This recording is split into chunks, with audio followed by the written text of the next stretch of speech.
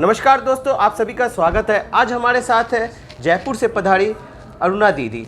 आइए जानते हैं अरुणा दीदी के बारे में। आपको बता दें, अरुणा दीदी दादी भक्त है और दादी की सेवा में निरंतर लगी रहती है। आइए जानते हैं अरुणा दीदी से। पहले उनसे परिचय जानते हैं, उनका और क्या क्या उनके गुण हैं और क्या क्या वो करती हैं। नमस्कार दीदी।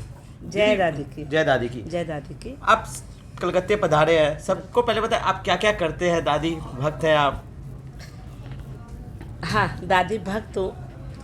मैं ऐसे नहीं बोलूँगी कि बहुत बड़ी भक्त हूँ। छोटी फोटी जो टूटी फूटी मेरे से सेवा होती है, मैं करने की पूरी कोशिश करती हूँ। दादी जी का प्रचार करने में लगी हुई हूँ कि हम अग्रवाल वंशज ही जानते हैं, अदर लोग माँ को नहीं जानते, जो कलयुग में अवतार ली है रानी सती दादी। जब प्रचार करने निकलती हूँ तो लोग मुझे बोलते हैं तो अग्रवालों की कुल देवी है। तो उसको खंडित करने के लिए, क्यों नहीं, अग्रवालों की कुल देवी जरूर है, लेकिन ये कलयुग अवतारिणी भी है। जैसे बाबा को सब जानते हैं, हर जाति हर फूल को हक है चढ़ने का, इस तरह मैं चाहती हूँ कि हर जाति के लोग, अलग अलग खेत के फूल होते हैं तो माला बनकर समर्पण होता है, तो मैं चाहती हूँ कि हर जाति के लोग माँ के दरबार में जाए और माँ का प्यार पाए।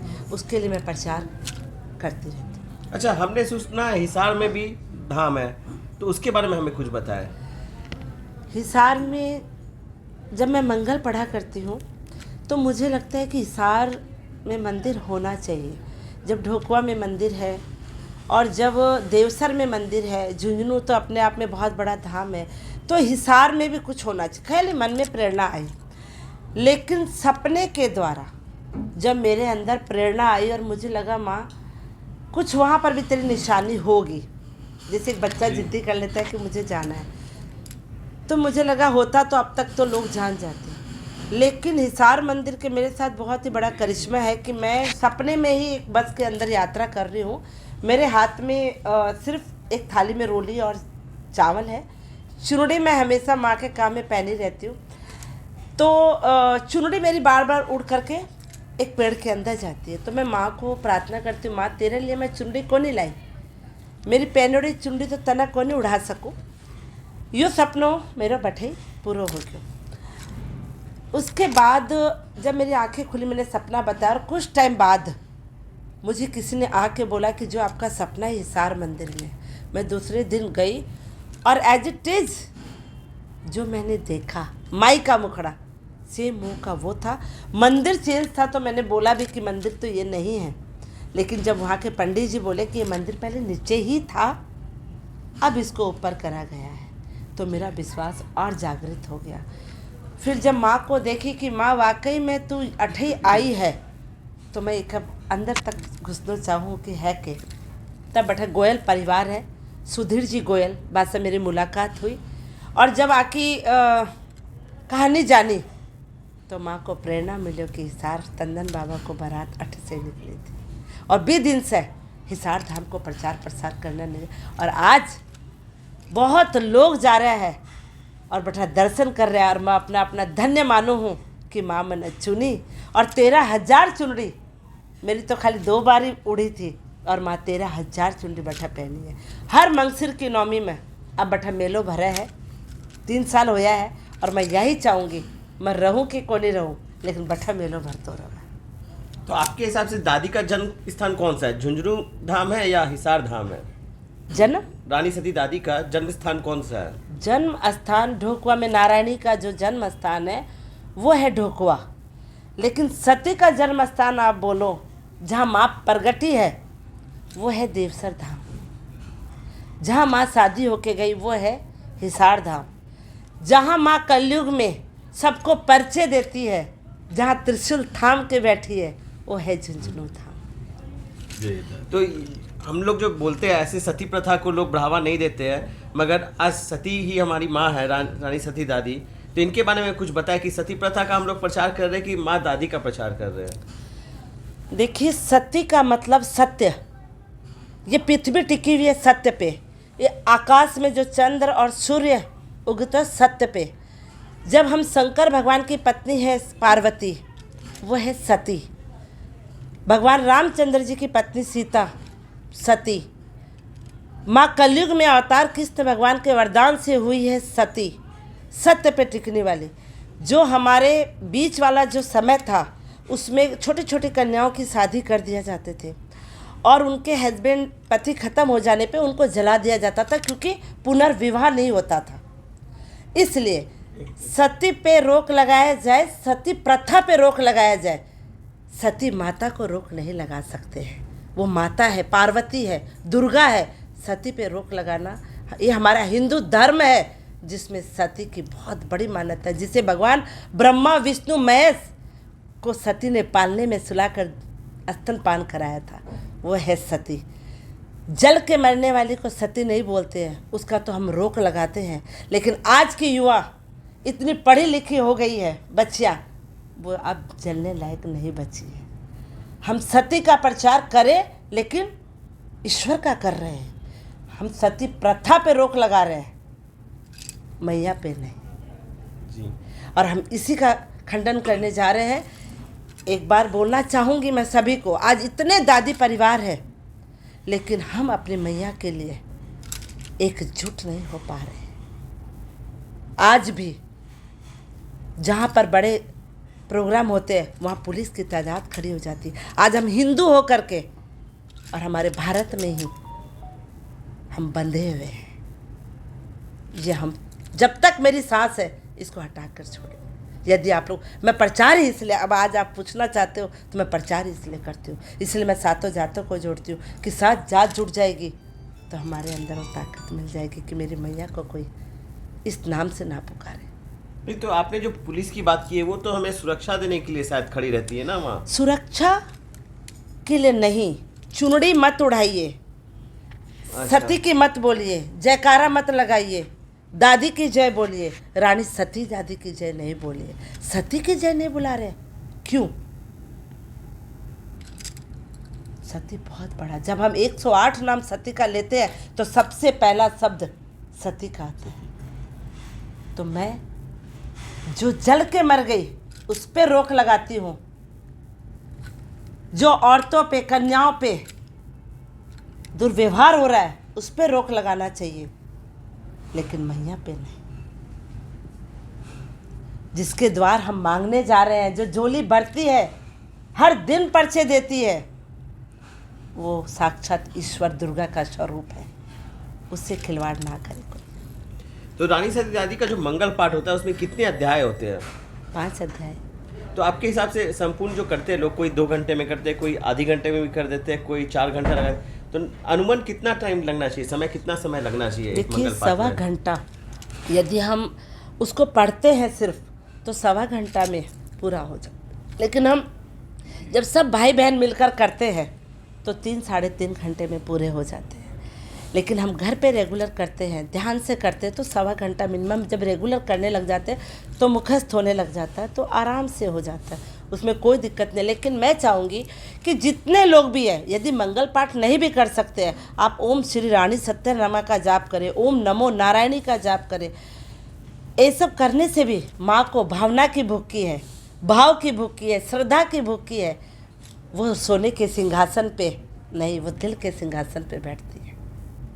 और मेरा यही मानना है, हर भगत को वो छोटा और बड़ा नहीं देखे, वो दिल में बैठा करके माँ को पूजा करे, किसी को दे करके होड़ ना करे सिर्फ। और चुनड़ी चाहे वो कॉटन की हो, चाहे वो बहुत भारी हो, आपकी श्रद्धा किस में है वो चुनड़ी अर्पण करती है उसे ठाकुर। तो मैं यही चाहूँगी कि जो भी भगत है वो भाव से पूजा करे। इसीलिए आज जो हम लोग करने जा रहे हैं, आज कलकत्ता में एक शाखा बन गई है, नारायणी दादी सेवा संघ, जो जयपुर में चलती आ रही है। कमल से मेरी मुलाकात हुई एक फेसबुक के माध्यम से, दादी ऐसे जोड़ी है हमें, और आज कलकत्ता में भी ये मंगल भव्य रूप से हुआ है। ये संस्था मंगल तो कर ही रही है लेकिन जीवन में भी मंगल करती है। काउंसलिंग करती हूँ, घरों को जोड़ती हूँ, जो बच्चे अनपढ़ और ऐसे होते हैं उनको फीस का इंतज़ाम कराते हैं, गरीब बच्चों को खाना खिलाती है, टाइम टाइम पर काउंसलिंग, और 13,000 पेड़ का संकल्प लिए हैं कि आज जो नए बच्चे आ रहे हैं वो हमारे हिंदू धर्म को भूलते जा रहे हैं। तुलसी जी का, पीपल का, बड़ का, नीम का, आंवला का पेड़ लगाना भूल गए हैं। आज हमारी एक महिला बैठी है यहाँ, बीना जी खेतान, कहल गांव से। आज इन्होंने कम से कम 1,500 से 2,000 पीपल का पेड़ वहाँ से इकट्ठा करती है और जयपुर में हमें बताती है कि आप लगा दीजिए। तो ऐसे ऐसे यदि सभी लोग जुड़ जाए तो हम सोचते हैं कि वापस से वो पुराना ज़माना लौट करके आ जाएगा।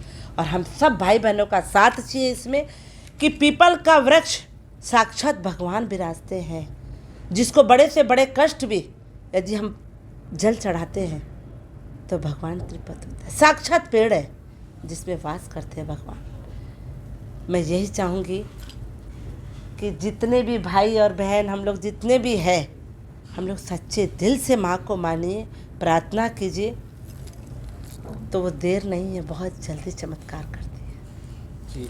अच्छा, जो मंगल पाठ अपने जो करते हैं, हर महिलाएं करती है, तो मंगल पाठ में महिलाओं को किस तरह का परहेज रखना चाहिए? ओढ़ना रहना चाहिए या खुले बाल रहना चाहिए? किस किस परहेज से मंगल पाठ करना चाहिए? देखिए, नियम तो ये है कि अपना सर ढकना ही चाहिए। जब तक पल्लू नहीं ढकते हैं तो सर उघाड़े हम महिलाओं का सुहाग का निशानी है। पल्लू ढक करके फिर 16 सुहाग पहन करके जब माई देखती है अपनी बेटी को सजी धजी, तो उसके भाग्य में यदि पति का कम सुख भी लिखा हुआ है 6 महीना पहले का भी, तो वो लंबा आयु का वरदान देती है, लक्ष्मी की कृपा देती है। और शुद्ध होकर के ही मंगल ग्रंथ है, भागवत है, कथा है माँ की, उसको बड़ी शुद्धताई से होनी चाहिए, कोई छोटी ग्रंथ नहीं है। आज मंगल पाठ में हम जब पढ़ते हैं तो लोग उसको नीचे रख देते हैं, बोलते हैं बहुत बार कि आप नीचे मत रखिए, इसको अपने पास रखिए, पुस्तक अपने हाथ में रखिए, लेकिन नहीं मानते हैं। हम सभी मिल जाएंगे इसको करने के लिए, तो आज इसका प्रचार और प्रसार और ग्रंथ का जब मान बढ़ जाएगा, हमारा मान तो वैसे बढ़ जाएगा। अच्छा, एक और भी हमने सुना है मंगल पाठ और ये दादी चीज़ को लेके कि जो मंगल पाठ में जो दादी आती है, कई लोग को ये मजाक भी लगता है, कोई लोग को सच्चाई भी लगता है, इसमें कितना ये भ्रम है और कितनी सच्चाई है? बहुत अच्छी बात पूछी आपने। जब माँ पधारती है बोलते हैं दादी जी आती है, बिल्कुल दादी जी नहीं आती है। किसी भी शक्ति किसी इंसान के शरीर में आ जाए, ये नहीं है, ये बसीभूत है, एक तरंग है, दीवानगी है, पागलपन है, जो बहुत कम भक्तों को नसीब होता है। और उसमें वो इतने लीन हो जाते हैं कि अपने घर परिवार सब कुछ छोड़ देता है। मैं इसके पीछे कुछ उदाहरण दूंगी। आज ये भाई बैठा है, बेटा बैठा है, यदि कतार लगी है बिजनेस में, लंबी लाइन, नोट की गड्डी आ रही है और बेटा आकर के बोलता है कि पापा एक बार मेरी सुन लो, तो एक बार पिता बोलता है एक बार रुक जा, मेरे कस्टमर लाइन लगा हुआ है, पहले इसको निपटा लेने दे, बाद में तेरी सुनो। क्यों? क्योंकि उसका रोजगार है, उसमें दीवानगी चढ़ी हुई है कि मुझे ये कमाना है, बाद में तुझे देख लूँगा कितना रुपया चाहिए, अभी जितना चाहिए उसको उठा के देता चल, लेकिन अभी मेरा इसको करने दो। इस तरह दादी जी की भी एक लगन है। जब वो मंगल पाठ में बैठ जाते हैं, उसको चारों तरफ चुनड़ियाँ, माँ का मंगल, माँ का मुखड़ा, माँ की जोत, उसमें वो परछाई नज़र आती है। और जो भी बच्चा के अंदर, जो भी बेटे के अंदर, जो भी बेटा के अंदर, वो बसीभूत होकर के वो अपने आप को भूल जाते हैं। एक तरंग मात्र से उसका शरीर कांप उठता है। और उस समय किसी को भी उसको नहीं छेड़ना चाहिए। यदि छेड़ा तो मैं बच्चे के लिए बोली तो उसको गुस्सा आया, ऐसे ही उनको भी गुस्सा आता है। सिर्फ देखिए कि ऐसी बसीभूत हमें भी हो जाए, ऐसा भक्ति हमें भी हो जाए, ऐसी दीवानगी हमें भी हो जाए। और उस समय उस बेटी के या उस बेटा के अंदर यदि माँ की कृपा ऐसी बरस रही है, तो आशीर्वाद देने से भी वो सफल होता है। और मंगल पाठ जो करते हैं महिलाएं, वो क्या शादीशुदा महिलाएं कर सकती है या कोई भी महिलाएं कर सकती है, कोई भी स्त्री? कोई भी कर सकता है। इसके लिए आपकी एक बात और मैं बोलूँगी। कल मेरे पास एक महिला आई, विडो थी, वो पति नहीं थे उसके। उसने कहा, रोने लगी, बहुत रोई कि मुझे मंगल पाठ में नहीं बैठने दिया जा रहा है। मैं उनको गले लगाई, सिंदूर सिर्फ आपका गया है, आप वैसे के वैसे ही हो, मंगल पाठ पढ़ने का आपको पूरा अधिकार है, अपने बेटे के लिए, अपने परिवार के लिए, सब कुछ के लिए। खाली सिंदूर ही तो गया है आपका, भगवान तो केवल सिंदूर छीना है। लेकिन किसने बोला कि आप मंगल पाठ नहीं कर सकते? आप बिल्कुल करोगे मंगल पाठ, ये गलत है। ये हम कौन होते उसको मंगल पाठ नहीं करने। तो मंगल पाठ एक कंवारी लड़की से लेकर बच्चे से लेकर बूढ़े से लेकर सभी करे, ये तो ग्रंथ है जी। इसको सभी करें। चलते चलते महिलाओं को और नए युवक और युवतियों को क्या संदेश आप देना चाहेंगे? मैं चाहूँगी कि अपना जो हिंदू धर्म है हम माए बच्चों को बचपन से ही सिखाएं। आज राम राम के पहले हम बचपन में बोलते थे राम राम एक राम राम दो, भूल गए बच्चे। एक लोटा शिव जी का हम जल चढ़ाते थे बचपन में, भूल गए बच्चे। दादी जी कौन है? आज सती प्रथा जो बोल रहे हैं सती, ये कौन किया? हम जब बच्चा भूल गए, हम उनको संस्कार नहीं दे पा रहे तो हटते जा रहे हैं। हम बड़े लोग कब तक करेंगे? इसलिए हम एकजुट नहीं हो पाते। तो मैं ये चाहूँगी, सबको ये संदेश देना चाहूँगी कि जिस भी इष्ट को मानते हैं वो घर और परिवार और बच्चे और अगल और बगल जो पड़ोसी है उनको भी उसमें संस्कार में शामिल कर ले, ताकि हमारा वो हरा भरा परिवार रहे और वो हरा हरा ऐसा हरा हो जाए कि कोई तोड़ने वाला एक तोड़े ना, 1000 पौधों को तोड़ते तोड़ते थक जाए, वो ऐसा काम कर ले। जी, ये तो चर्चा हुई माँ दादी की, दादी रानी सारिदाई के बारे में। आपके बारे में कुछ जाने, आपका जन्म स्थान कौन सा है? आप कहाँ से बिलोंग करते हैं? मेरा जन्म स्थान आसाम में एक छोटा सा गांव है धौला, जिसमें मैं पली बड़ी हूँ। बचपन से गायों को सेवा करी हूँ, बचपन से ही दुर्गा की इष्ट रही हूँ। दुर्गा जी के मंदिर में जब पंडाल, आसाम और बंगाल में पंडाल सजते हैं तो मैं 3 दिन वहीं का खाना खाती थी। मुझे नहीं बुलाते तो मैं रोने लग जाती थी कि मुझे खाना है। जब दशहरे के दिन सिंदूर खेला होता है तो मैं सिंदूर खा लिया करती थी। मुझे ऐसा लगता था कि माँ मुझे अंदर घुसा ले अपने, ये मेरे अंदर थी। हमारे घर में बालाजी और गिराज धरण को मानते, लेकिन मैं शुरू से ही दुर्गा की भक्त रही हूँ। और जब मैं शादी होकर राजस्थान आई, अल्फ़ा की वजह से आसाम छोड़ना पड़ा, और जब जयपुर आई मेरी शादी, बच्चे हम आज छोड़ चुके थे, मना कर दिए थे डॉक्टर सब कोई। मेरे को झुंझुनू माँ का एक नथ बहुत बड़ा दिखाई दिया। मैं नहीं जानती थी कि ये दर्शन किस लिए है और क्यों है। उसी दिन मेरे घर में एक ब्राह्मण का आना हुआ। उन्होंने कहा बेटा ये झुंझुनू मंदिर में नथ, चूड़ा और चुनरी माँ को बहुत पसंद है, एक बार मेरे कहने से चले जा। मैंने पूछती हुई झुंझुनू धाम गई। वहाँ जाकर मेरे को ऐसा लगा मेरा कुछ नाता है इस मंदिर से, बहुत पुराना ऐसा लगा मुझे। और माई को बोली माई मांगने की कुछ इच्छा नहीं है, लेकिन मैं सपने से यहाँ इतना बड़ा विशाल मंदिर में आई हूँ, लोगों को तो पता ही नहीं होगा, तो मेरी गोदी भर दे बस एक बार, मैं तेरा आंचल नहीं छोड़ूंगी। और 2 महीना बाद मैं प्रेग्नेंट हुई, 9 महीना बाद मेरे बच्चे हुए। उस दिन का दिन है और मैंने ठान लिया था माँ घर घर तेरा प्रचार कर दूंगी, घर घर तेरी ज्योत जगा दूंगी कि कलयुग में अवतार तुम लिए है और हर को हक है माँ के आंचल के नीचे जाने का और माँ का प्यार पाने का। जी, ये तो हुई आपके बारे में। अच्छा, आप अपने 24 घंटे में अपना खाली वक्त कैसे क्या करते हैं? मेरे पास खाली वक्त होता ही नहीं है। मैं अपने बच्चों को भी सच पूछो तो टाइम नहीं दे पाती हूँ, कारण 6 बजे से मेरा फ़ोन चालू होता है और रात को 10 बजे तक फ़ोन चालू रहता है। मुझे लगता है कि एक माँ ने ममता रूप और भर दिया है, साथ साथ लगता है उसका कष्ट है, माँ उसका कष्ट मेरे पूजा में से उसको निकाल कर देते। किसी का व्यापार नहीं चल रहा है तो किसी भाई को बोलते इसको नौकरी पे लगा ले, किसी का कुछ नहीं, तो इसी में मेरा पूरा दिन निकल जाता है। लेकिन मैं एक चीज़ ज़रूर चाहूँगी कि इसको चलाने के लिए, संस्था को चलाने के लिए एक फंड का बहुत ज़रूरत होता है।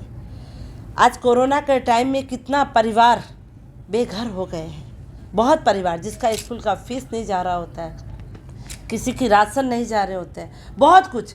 तो उसके लिए मेरे को पास जब आते हैं काउंसलिंग के लिए, सबके लिए जब वो रोते हैं, बिलखते हैं, तो ऐसा लगता है मैं किसको बोलूँ। लेकिन आज के टाइम संस्थाएं 100 में से 90 मेरे को लगता है कि शायद वो नहीं होना चाहिए जो हम सोच रहे हैं, तो वो 10 भी उसमें मिक्स हो जाता है और हम सही चीज़ सही जगह नहीं पहुंचा पा रहे। तो मैं चाहूँगी बूंद बूंद से घड़ा बढ़ता है, तो हम सब भाई मिल करके यदि बूंद बूंद से घड़ा भरकर और किसी का धर्म करके और उसका घर चला दिया, तो भगवान बोलते हैं कि दादी बोलते हैं कि मेरा मंगल पाठ भले ही मत कर, लेकिन उसके जीवन में मंगल कर दे, तो मैं तुमको दोनों हाथों से, हजारों हाथों से आशीर्वाद दूँ।